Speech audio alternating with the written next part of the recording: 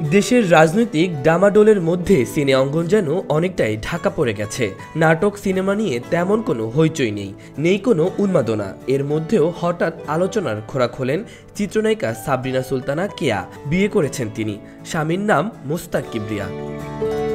গত বৃহস্পতিবার মধ্যরাতে ফেসবুক পোস্টের মাধ্যমে নিজেই বিয়ের খবরটি জানিয়েছেন ৩৯ বছর বয়সী অভিনেত্রী কেয়া। সামাজিক যোগাযোগ মাধ্যমে কেয়া বিয়ের খবর জানিয়ে লিখেছেন, আলহামদুলিল্লাহ, বিয়ে করলাম, সবাই আমাদের জন্য দোয়া করবেন। জানা গেছে কেয়ার স্বামীর নাম মোস্তাক কিবরিয়া। তিনি পেশায় একজন ব্যবসায়ী। মোস্তাক কিবরিয়া চিত্রনায়িকা পূর্ণিমার সাবেক স্বামী। ২০০৫ সালের ৬ সেপ্টেম্বর ব্যবসায়ী মোস্তাক কিবরিয়ার সঙ্গে প্রথম বিবাহ বন্ধনে আবদ্ধ হন পূর্ণিমা। বেশি দিন টিকেনি তাদের সংসার। ২০০৭ সালের ১৫ মে তাদের মধ্যে ছাড়াছাড়ি হয়।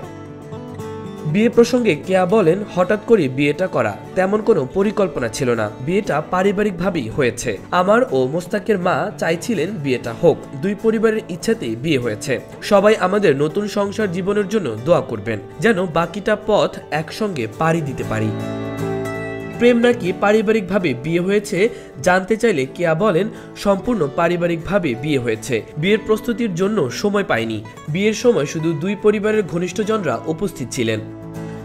প্রসঙ্গত, মন্তাজুর রহমান আকবর নির্মিত কঠিন বাস্তব সিনেমার মাধ্যমে বড় পর্দায় পা রাখেন সাবরিনা সুলতানা কেয়া।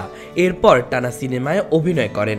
নায়ক হিসেবে পান মান্না, রুবেল, আমিন খান, রিয়াজ, ফেরদৌস, শাকিব খানের মতো তারকাদের। মাঝে পারিবারিক কারণে লম্বা বিরতিতে যান কেয়া। এরপর ২০১৫ সালে ব্ল্যাক মানি দিয়ে আবারও পর্দায় ফেরেন নায়িকা। বর্তমানে তার অভিনীত বেশ কিছু সিনেমা প্রেক্ষাগৃহে মুক্তির অপেক্ষায় রয়েছে।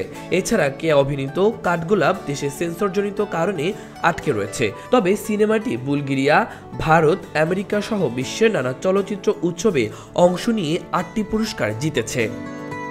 মাহবুবুর রহমান ইমন, খবর সংযোগ।